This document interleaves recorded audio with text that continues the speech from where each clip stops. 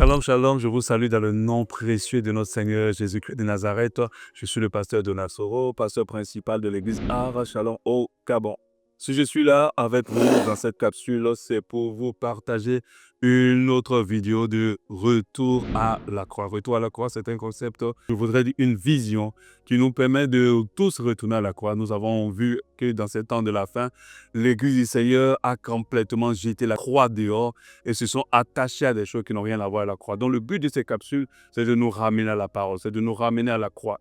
Car la croix est le centre de tout dans l'Église et doit être le but de tout dans l'Église. C'est grâce à la croix que nous sommes, que nous existons et que nous sommes chrétiens. Et à la croix est rattachée une parole, c'est-à-dire l'Évangile. Répentez-vous car le royaume des cieux est proche. Et aussi une grande promesse que bientôt, très bientôt, le Seigneur Jésus reviendra prendre ceux qui seront restés fidèles à la croix et à sa parole. Alors aujourd'hui, nous allons plutôt aborder un sujet très important pour chacun de nous, un sujet sur lequel c'est tellement tu te poses une question. Nous allons parler des pères spirituels. Les pères spirituels, est-ce que c'est quelque chose de biblique? Est-ce que c'est quelque chose de bien? Est-ce que si oui, c'est biblique, est-ce qu'il se comporte comme il faut? Nous allons voir le titre de notre capsule d'aujourd'hui, c'est « Servir ou asservir les dérives des pères spirituels ». Amen. Aujourd'hui, tout le monde veut un père spirituel, je dirais, tout le monde a un père spirituel. Même la prostituée, même le voleur, même le détourneur, même le violent, chacun a un père spirituel. Même l'adultère a un père spirituel. Tout le monde a un père spirituel. C'est une chose qui est devenue à la mode. Personne, aucun chrétien ne veut rester sans une personne, soi-disant qui guide sa vie, soi-disant qui soit une autorité sur sa vie et qui l'appelle évidemment père spirituel. Et pour ceux qui sont dans le côté anglophone, qu'ils appellent daddy. Est-ce quelque chose qui soit en phase avec la parole de Dieu? Est-ce que c'est une bonne chose d'avoir un père spirituel? Est-ce que c'est une obligation d'en avoir un?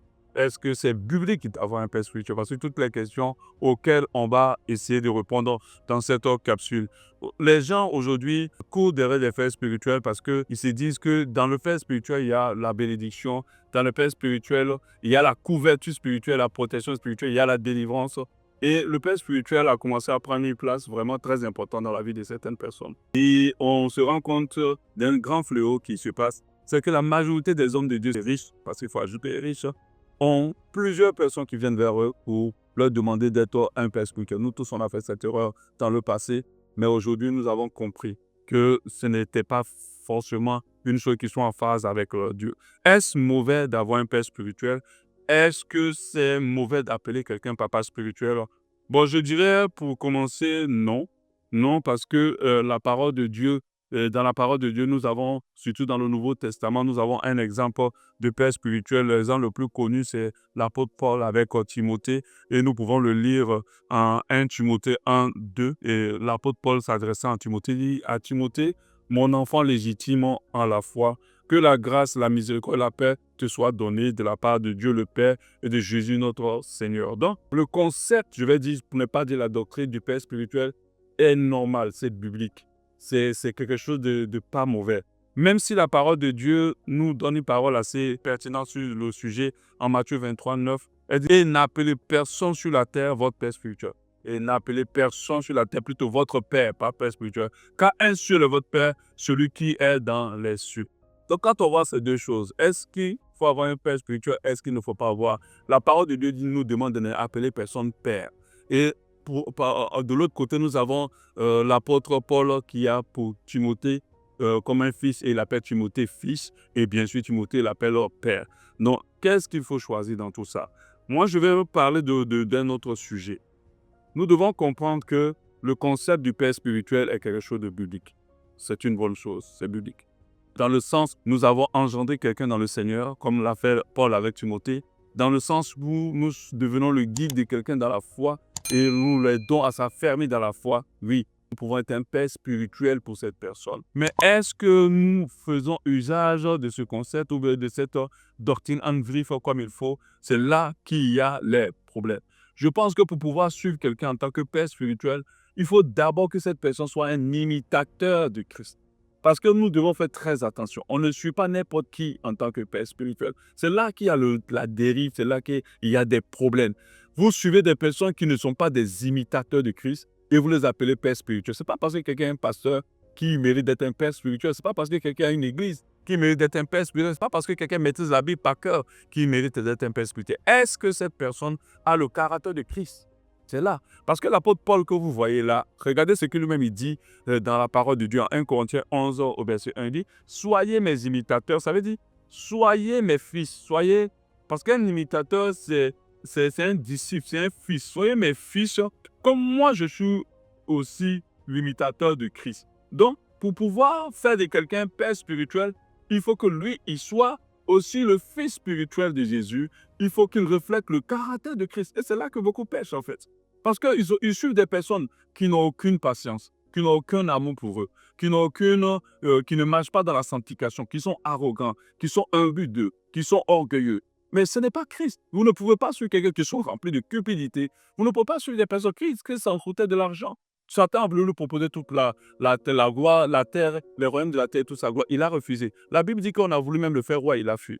Donc, vous suivez des personnes qui sont avides des biens de la terre. Ces personnes ne peuvent pas être un père spirituel. Un père spirituel doit vous conduire vers Christ. Un père spirituel doit être l'imitateur, un imitateur fin de Christ. Il doit refléter le caractère de la simplicité, la sobriété et de l'humilité comme était Jésus-Christ de Nazareth. Donc, le concept n'est pas mauvais, mais il faut comprendre qu'il doit être cadré par la parole de Dieu. Il doit être cadré par les valeurs du royaume. Il doit être cadré par le rapport qu'il y a entre un père et un fils. Allons-y sur ce volet-là. Là, c'est là qu'il y a encore les plus grandes dérives.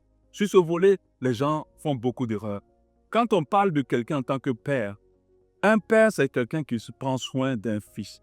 C'est quelqu'un qui regarde les intérêts de son fils. C'est quelqu'un qui milite pour le bien-être de son fils. C'est quelqu'un qui ne regarde pas son fils comme une personne qu'on va exploiter, qu'on va brimer, qu'on va abuser. À partir de ce niveau-là, ce n'est plus un père spirituel. Aujourd'hui, ces gens qui se battent pour garder ce concept, les gars battent pour pouvoir garder l'espoir des pères spirituels, c'est des personnes qui s'enrichissent énormément avec ce concept.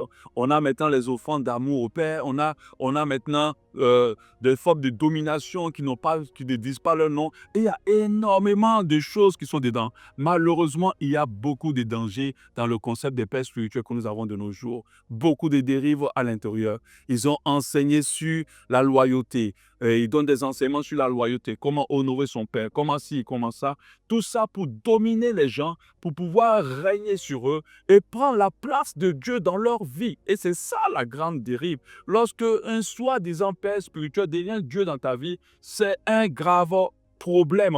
Amen. C'est un grave problème et c'est un danger. Nous devons comprendre que le premier danger est de placer le père spirituel à la place qui appartient à Dieu dans notre vie. Et c'est là que les gens pêchent, c'est ce que les gens font. Un père spirituel est censé vous conduire dans le Seigneur. Il est là pour vos intérêts. Il est là pour vous aider. Il est là pour vous soutenir spirituellement, pour vous aider à avoir la force de continuer, pour vous édifier.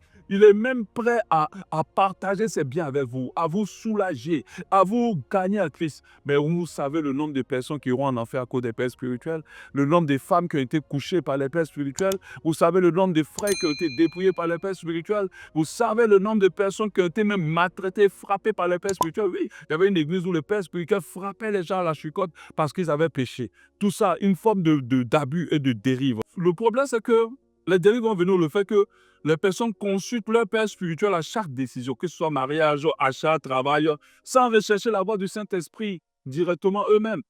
Et c'est ça la grande dérive.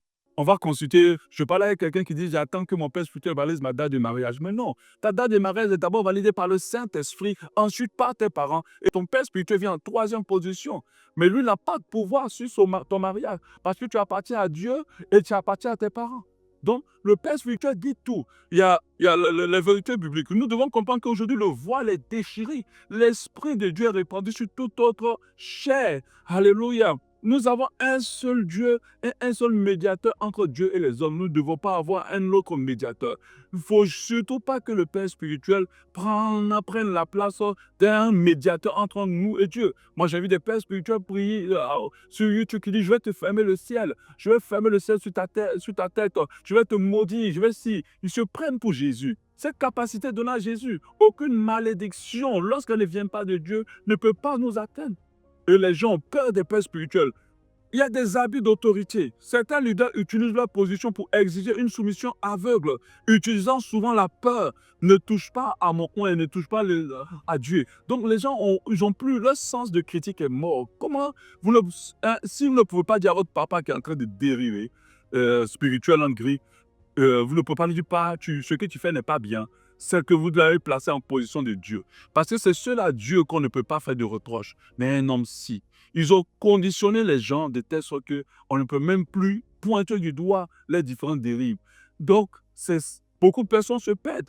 Les dérives, l'usage de la culpabilité et des menaces spirituelles pour maintenir les fidèles sous la tutelle. Et beaucoup de pères font. Un leader chrétien est un berger qui sert, pas un tyran qui domine. Quand il parle de père spirituel, c'est pour amener tous ceux qui estiment être les fils spirituels à être à leur service. Combien de frères et de sœurs se retrouvent dans les maisons des pasteurs en train de travailler gratuitement, se retrouvent à servir des pasteurs gratuitement, se retrouvent à faire beaucoup de choses sans même être payés, sans même être considérés, sans même être formés. Il y a beaucoup d'exploitation des personnes et ils sont prêts à tout faire. D'autres même les abusent. Ils ne peuvent pas parler, ils ne peuvent même pas critiquer parce qu'il ne faut pas parler du pasteur, sinon on risque d'être maudit. La parole de Dieu a donné à tous ceux qu'ils estiment être pères dans le spirituel de paître les brebis, les permettre de pouvoir expérimenter Christ dans un certain niveau. On a l'exploitation financière et beaucoup d'autres choses. Nous devons comprendre que le concept de père spirituel n'est pas une mauvaise chose,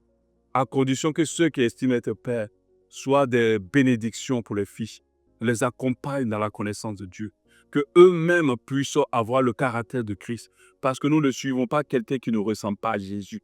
Nous devons suivre une personne qui reflète Christ et qui soit remplie d'humilité et de simplicité.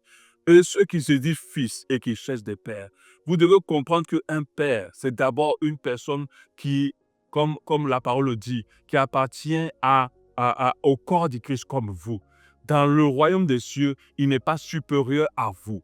Il est aussi un serviteur à sa place. S'il est responsable d'une église, c'est une autorité, point. Mais ce n'est pas quelqu'un qui doit prendre la place de Dieu dans vos cœurs. Ce n'est pas une personne qui doit décider pour vous. Si vous avez la liberté, même Dieu nous a laissé la liberté de faire notre choix, comme on le dit, le libre arbitre.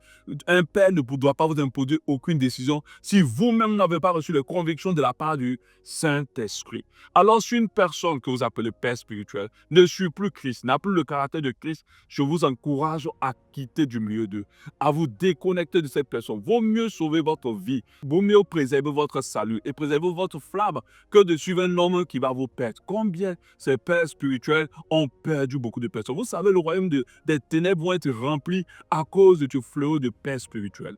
Maintenant, suivez des personnes qui vous accompagnent dans le Seigneur, qui vous donnent la liberté de vos choix, qui vous donnent des conseils spirituels, mais qui ne vous donnent pas des ordres spirituels. Alléluia. Des conseils spirituels qui vous guident. Vous devez leur accorder du respect et de la considération, mais ne les mettez jamais à la place de Dieu. Le oui ne doit pas être oui dans votre cœur tant que Dieu ne l'a pas attesté.